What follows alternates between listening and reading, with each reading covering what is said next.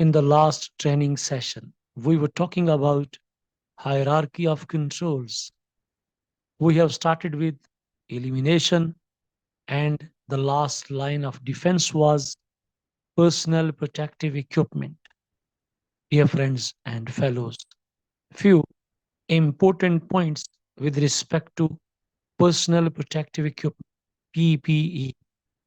Ideally, each person should have their own equipment, their own personal protective equipment. For example, goggles, coverall, aprons, boots, a safety helmet. They should be trained how to use it effectively, how to keep it in good condition, and where and how to store it safely to prevent contamination. Interchanging with other colleagues is not appreciable. It is not recommended. Personal protective equipment should comply with international standards. For example, the CE mark. Remember, a CE mark shows that the equipment conforms with the relevant standard. Personal protective equipment should be suitable for its purpose, and there should be a sufficient supply available in the workplace for all employees who require personal protective equipment.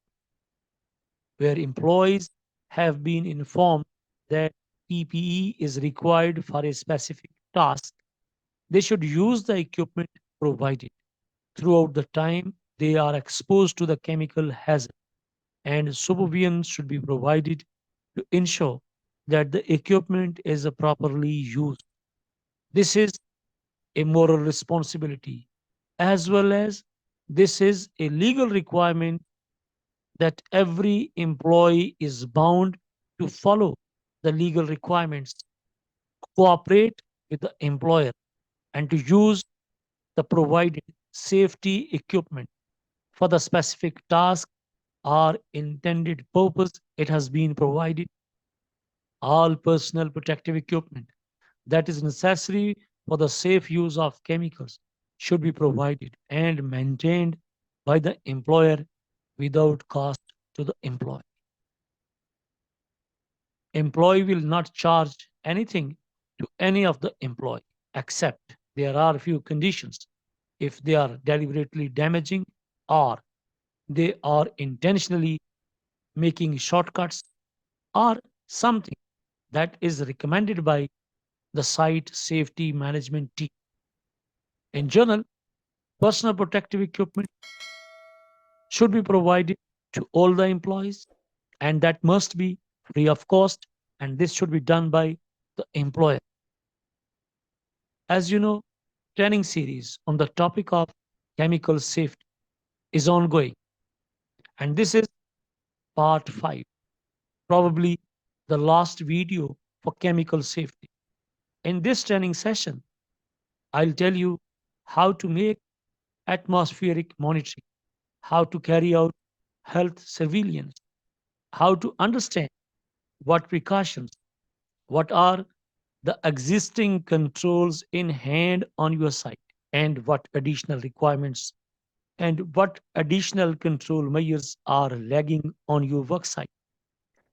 It may be necessary for you to carry out atmospheric monitoring, air sampling of the workplace, work site to determine the level of potential exposure to hazardous chemicals, or to check that controls are working effectively.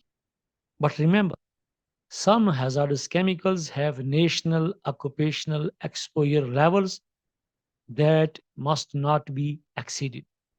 You have to comply with the safety regulations and as well as the safe working procedures developed and implemented by your company or the environmental agency in your country.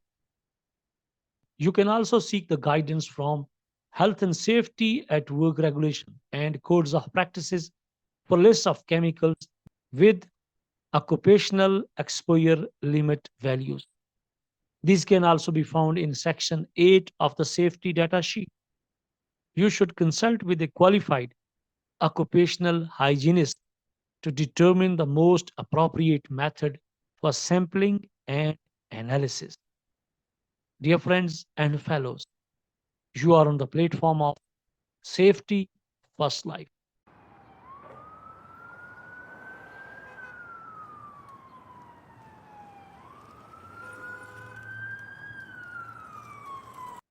If you are first time on this channel, kindly subscribe it and press the bell icon for all future notifications. And if you find the video informative, then like, comment and share it with your friends and colleagues. We are talking about chemical safety and this is part 5. Let us discuss now what is health surveillance, how the chemicals affect the health you know very well. Do you know? Health surveillance is any activity which involves obtaining information about employees' health and which helps protect employees from health risks at work. The objectives for health surveillance are: number one, protecting the health of employees by early detection of adverse changes or disease. Number two, collecting data for detecting or evaluating health hazards and at the same time evaluating control measures. Number three, it should not be confused with general health screening or health promotion. Here, one important question. When the health surveillance is necessary, if there is a disease associated with the substance in use, for example, asthma, dermatitis, or cancer, it is possible to detect the disease or adverse change and reduce the risk of further harm. The condition in the workplace make it likely that the disease will appear. Health surveillance is a process. It may be a regular planned assessment of one or more aspects of a worker's health, for example, lung function or skin condition. As an employer, you are responsible. You have to protect your employees from harm. You have to protect your employees from chemical dangers. That's why the safety department is there. That's why I'm going to conduct safety training. The reason is the workers, the supervisory staff, employer, or the project team. Everybody should know their responsibilities and also they must be knowledgeable about chemical hazards, risks from the chemicals, how chemicals affect the health of the workers, how the chemical may cause adverse impact on the environment, and what might be the ultimate result of chemical exposure for short term as well as for long term. So stick around and watch the video till the end. Dear friends and fellows, with due respect and regard, it is not enough to simply carry out suitable tests, questionnaires, or examinations. Employers must then have the results interpreted and take action to eliminate or further control exposure. You need to identify the hazardous chemicals and you need to identify the affected workers due to chemicals on your site. Health surveillance may need to be completed by an occupational health professional, doctor, or nurse. If a general practitioner offers the service, you need to be sure that they are competent in occupational medicine. If you need further details, you can put comments in the description and I'll make a separate video for health surveillance.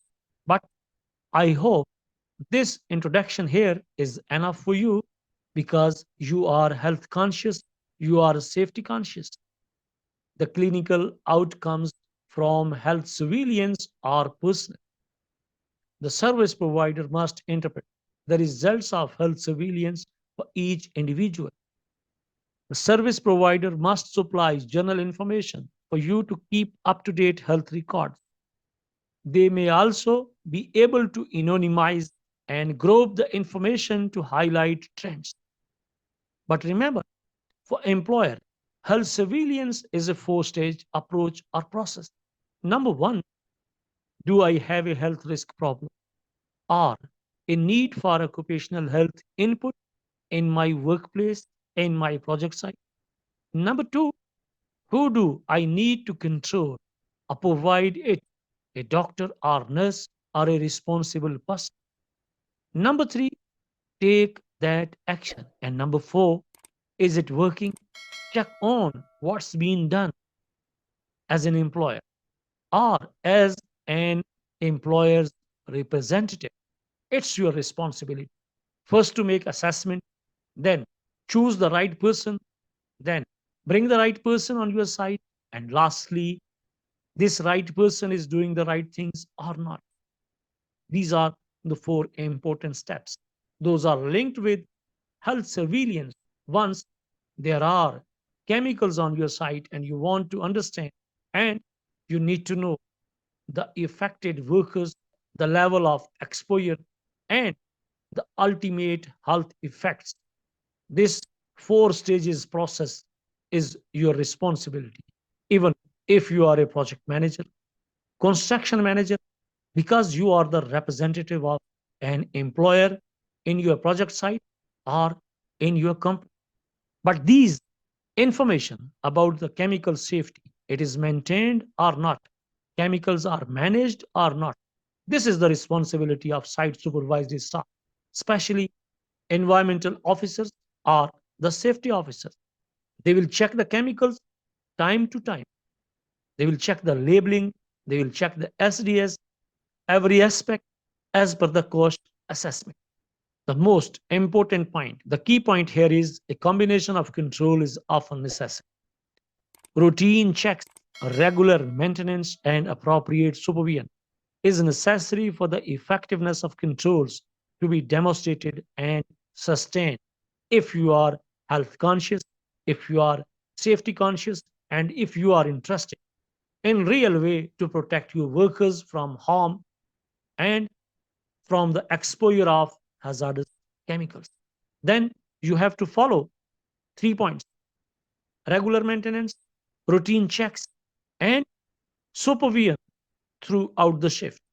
Let us discuss now the controls needed and the controls in place. This is very important part of this training session, because if we know what controls we need and what controls in place, it's easy for us to decide how to maintain safety at work, how to protect people, workers from harm, how to protect the environment, and how to comply with the regulatory and contractual requirements. I'll discuss a checklist of controls you should consider to manage your chemical hazards.